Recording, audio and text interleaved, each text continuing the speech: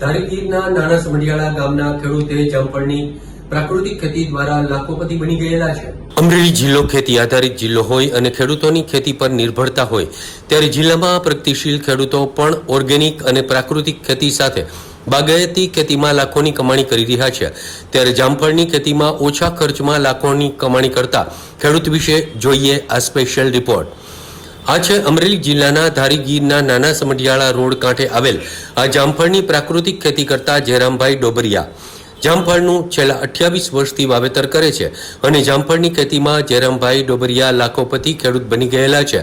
4.5 વીઘામાં જામફળની ખેતી કરતા ખેડૂતે 300 આસપાસના જામફળના વૃક્ષો વાવેલા છે અને સંપૂર્ણ પ્રાકૃતિક ખેતી કરતા ખેડૂતે સારી જાતના જામફળના રોપાનું વાવેતર કરી 28 વર્ષથી વાર્ષિક 4 થી 5 લાખનું ઉત્પાદન ઘર બેઠા વાડીના કાંઠે જ જામફળનું વેચાણ કરીને મેળવી રહ્યા છે।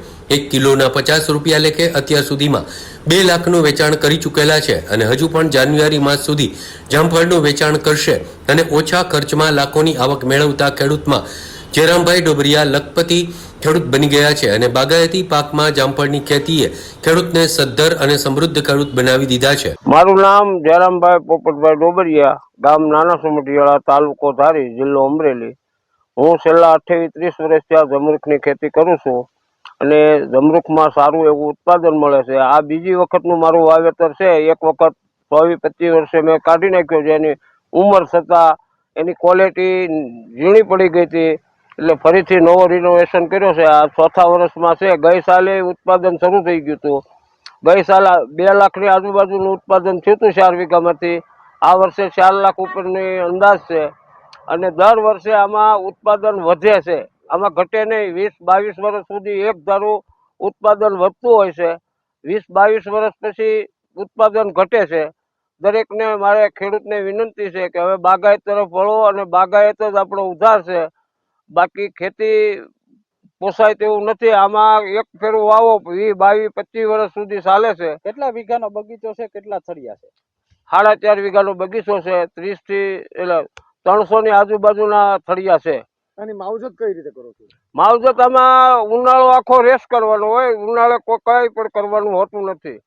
ચોમાસામાં નીંદણ ખોદણની બસ, બીજું કોઈ હોતું નથી અને પાણી ઉનાળે બિલકુલ પાવાનું હોય નહીં। આ જમરૂખની જાત એવી છે જંગલી કે આને ઉનાળે એક પણ ટીપું પાણી આપવાનું ન હોય।